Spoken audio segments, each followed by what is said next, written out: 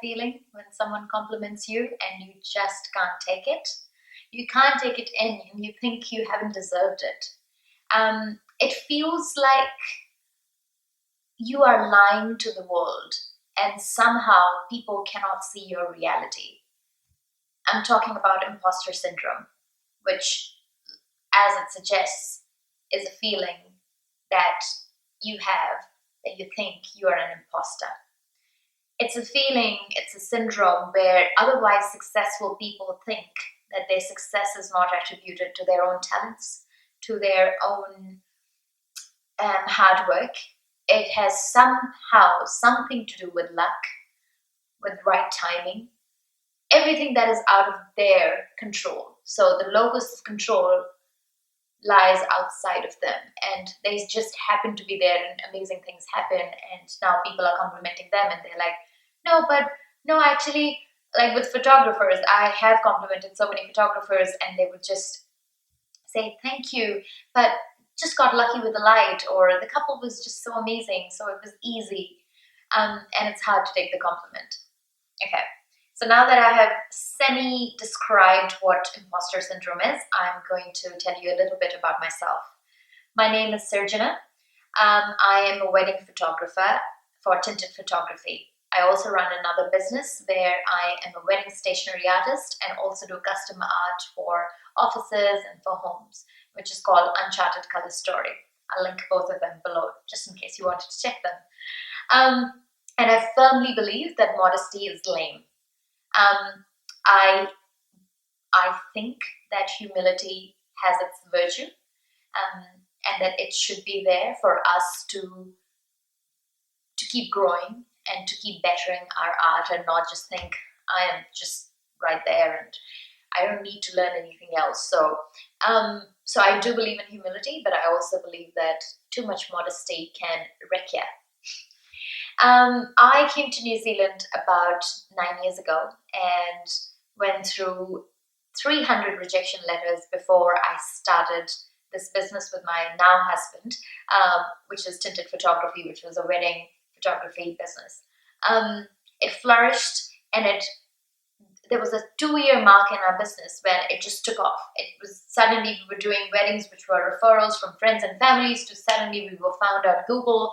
We were getting couples that we wanted. And I was not keeping up with the pace of how it was growing. And suddenly this whole feeling just before a photo shoot started creeping up, or when we would put up a photo and got so many likes and people were loving it and just telling us that we were good.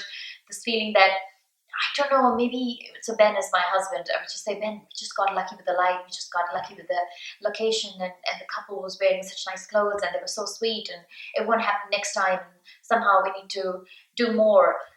It was good that this feeling led me to overeducate myself about photography, about how to run a business, how to deal with couples, and how to capture love stories. But after a while, it became this suffocating, this really dreadful place where I was living, where constantly I had this fear of being found out. I thought I should talk less, I should appear less in front of public, because they're going to ask this question which I'm not going to be able to answer, and then suddenly they'll find out that I'm a fraud. That, I don't know, I started hiding behind my camera, and I'm a very extroverted person. So this was a shift that my husband could notice very quickly. But on the same hand, I was actually helping him with his imposter syndrome. So he is a graphic designer by trade, and he has been doing photography since he was 12. So this is his real passion.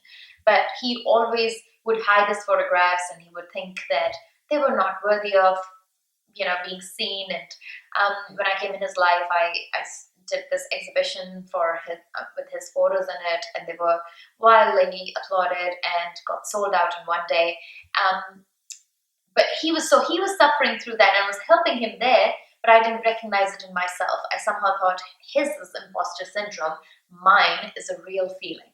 So this is a very nasty little syndrome which is quite sneaky, and it just attacks you and it takes over your life even when you are well educated about this. Now, my background. I have honors in clinical psychology. Then I have honors in organizational psychology. I did my master's in it, and then I studied marketing. So throughout this period, I have learned, I have researched, I have studied imposter syndrome in detail, but nothing prepares you to the real world. So here I am. I'm going to talk about imposter syndrome, what it is, how to recognize it, that you have it, and how to manage it. You can't get over it. It keeps coming back. I'm sure you can get over it. It's not you can get over it, but I am not over it. I still have those moments of self doubt. But now that we have both have recognized it, we find it very easy to manage it.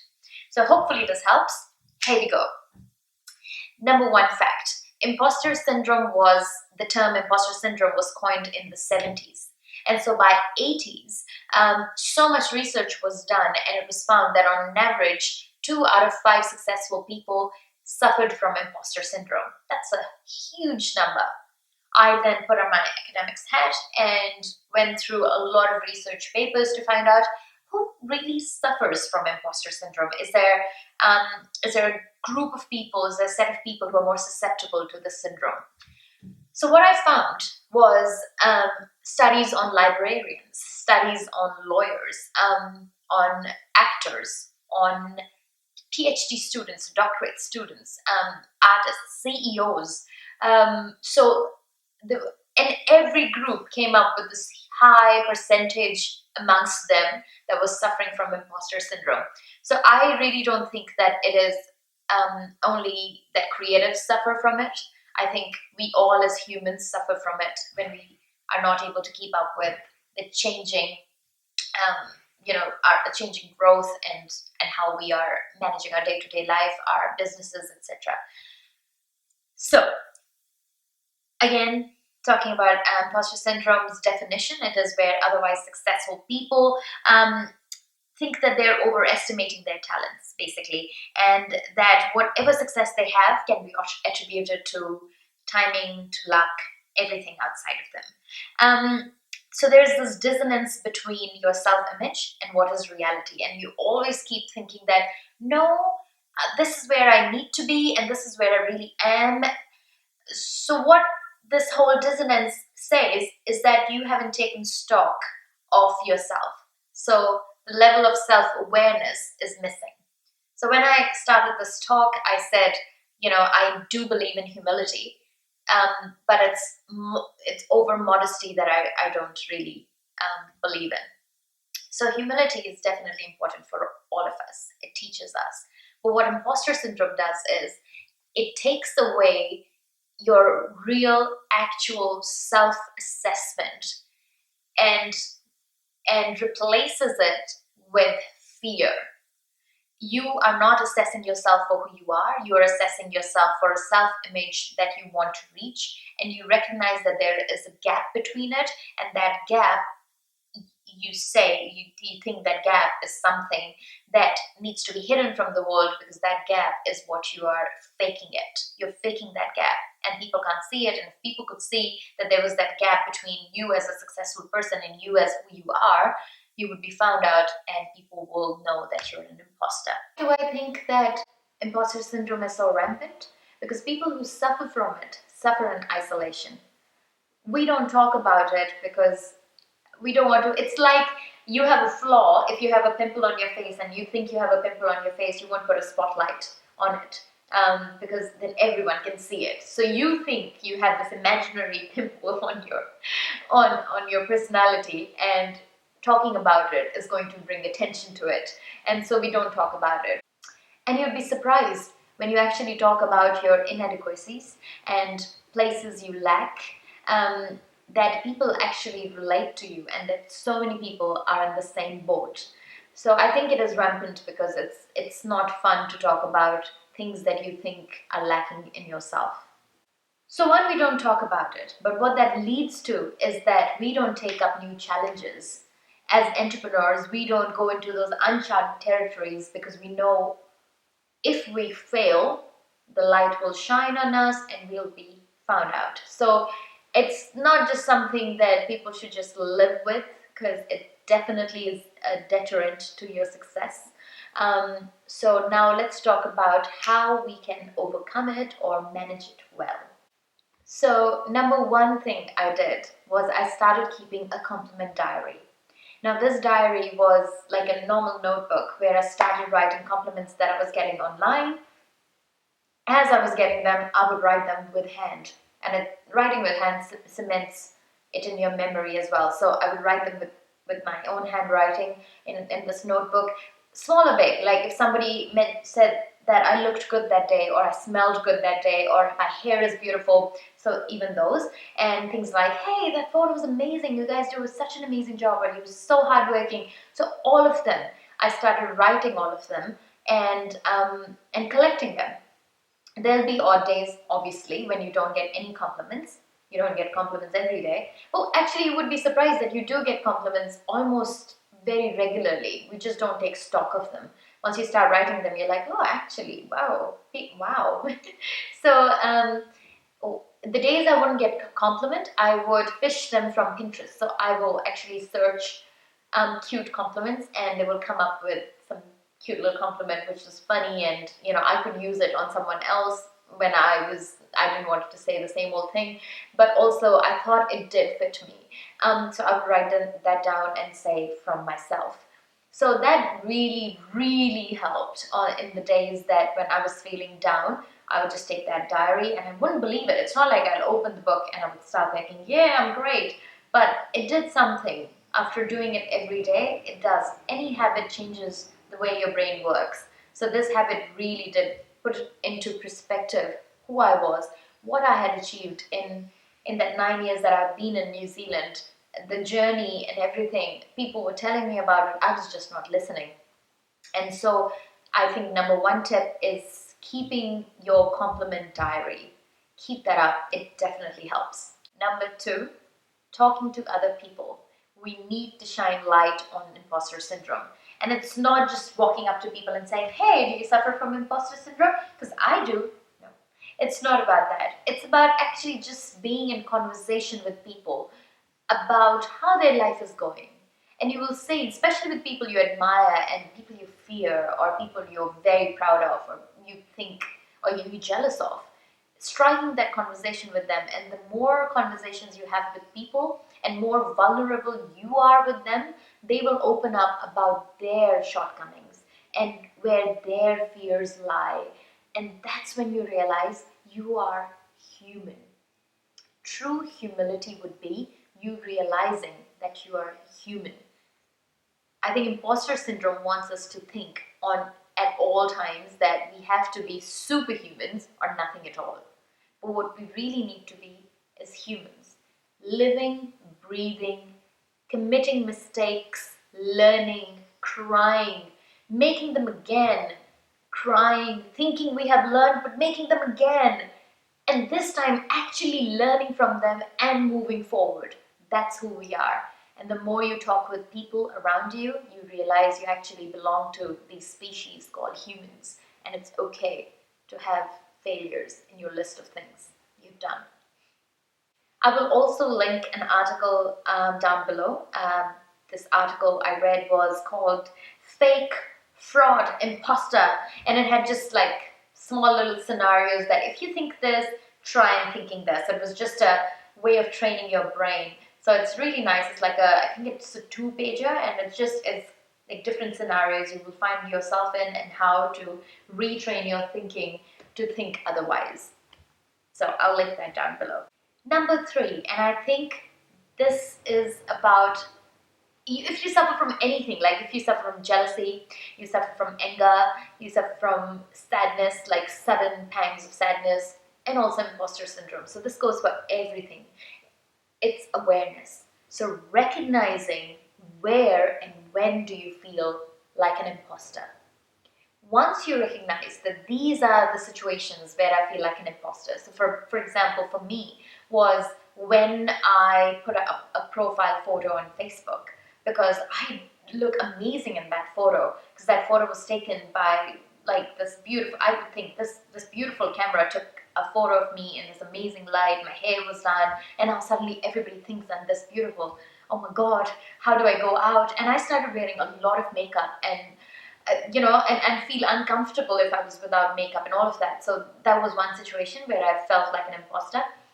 The other one was just before a photo shoot, because I just wanted the lighting and the mood to be exactly how it was in the last photo shoot where I actually achieved success. So if it wasn't like this, I started feeling like, oh my God, I'm going to be found out. So there was one of those situations, and there's so many. So to give you an example, those were the two situations.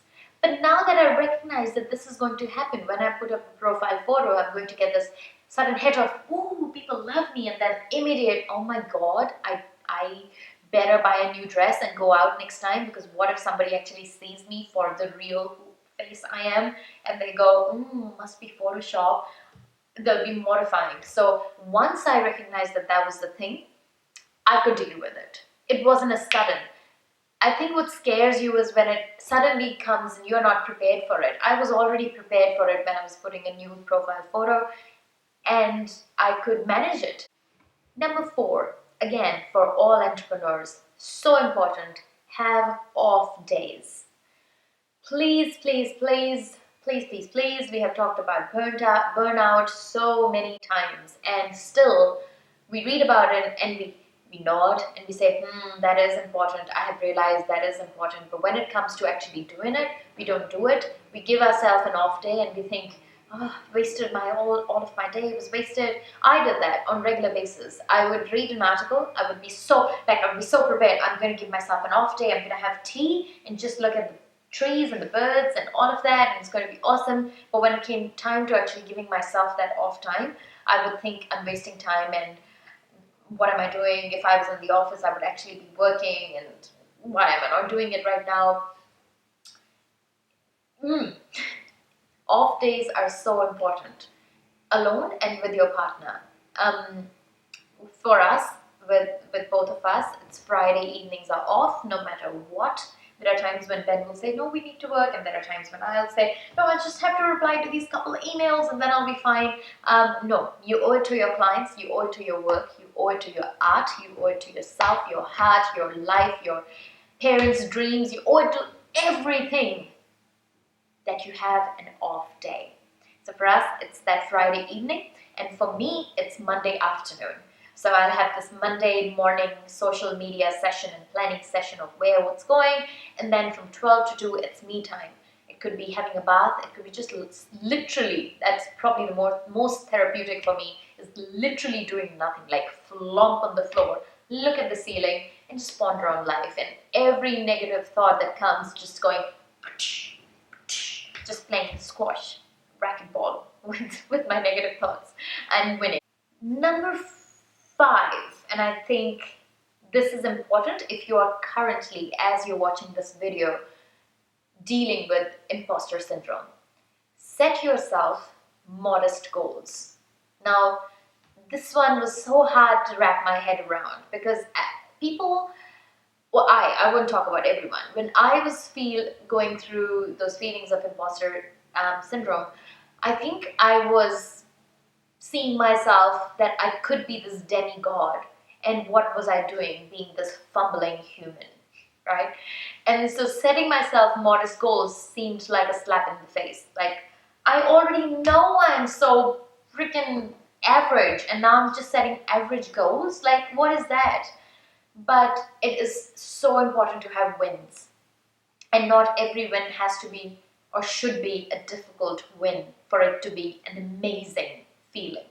So modest goals, I set, rather than having like, for next 7 days I'm going to do this, no, I would set things like, for another hour I would do such and such. And sometimes it has nothing to do with the feeling of imposter syndrome. So I started doing things like, I was addicted to social media. Now I utilize it as a tool, but I was addicted. It was my third arm. So I would set up goals like, for half an hour I'm not going to touch my phone. It was a 30 minutes thing. I won, and it felt like I could do this. I can do this. I did it myself. It was just 30 minutes, and there was no luck. There was no timing. It was 30 minutes, and I was there. I was present for that little win that I had.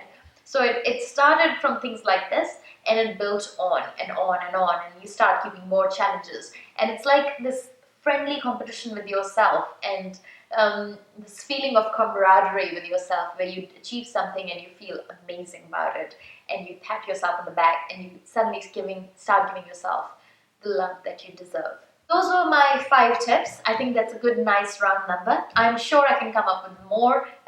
So if you have more questions, please let me know in comments below, or just message me or email us. I will link all our contact information below as well if you wanted to ask a question anonymously, and would love to answer all those questions. We can set up a Skype date and talk all about it.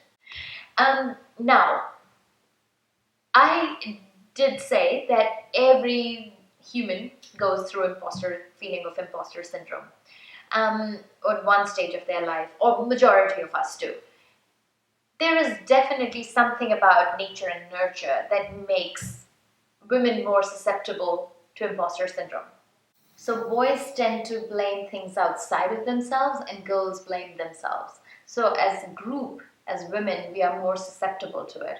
And on top of that, entrepreneurship is a breeding ground for imposter syndrome, because there are so many skills that we use in our day-to-day life that seems to be like common sense. We think as entrepreneurs that the skills we have are common sense based skills, and there's nothing fancy about them. So let's not talk more about it, because if we talk more about it, people would know anyone can do it. Why am I special? Blah, blah, blah. You know the drill by now. So it is really important for us as a group of women entrepreneurs to know, to study, to research imposter syndrome. We owe it to ourselves to do this, and so that we are always ready for that feeling when it comes, that niggling feeling, and you're ready to battle it. So now, having said that, I will just give you the positives that came out of my fight from imposter syndrome. So as I said, at the 2-year mark of our business, when it's just started taking off, I started having these feelings and self-doubt, and started saying no to projects that were a little bit challenging. Luckily for me, I was in business with a partner, so when he was feeling imposterish, I was not, so I could back him up, and when I was feeling imposterish, he was not, and he could back me up. So we were able to take those challenges. But for both of us now that we know and we have recognized this feeling, we have now been able to take challenges like never before for us, even personally.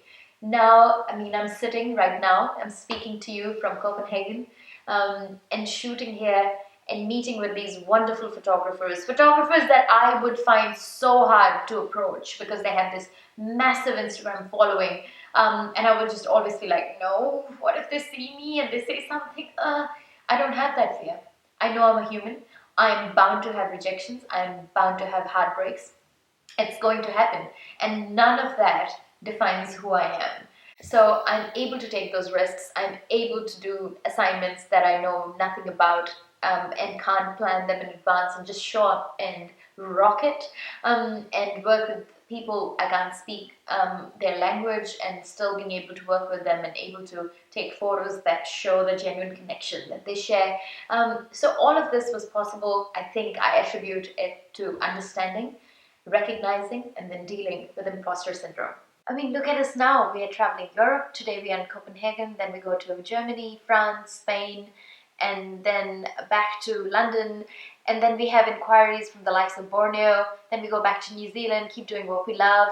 I mean, taking these challenges have been easier once we've understood imposter syndrome. That is all. My name is Sirjana Singh. I work at Tinted Photography and Uncharted Color Story. If you have any questions, please write them in the comment section below, or you have my email address linked down below. So thank you, Babe Town Collective, for giving me this opportunity. Lola, thank you for giving me this opportunity. I feel so honored that I have got this platform to speak to you all about imposter syndrome, something that is very close to my heart. So until we meet next, take care.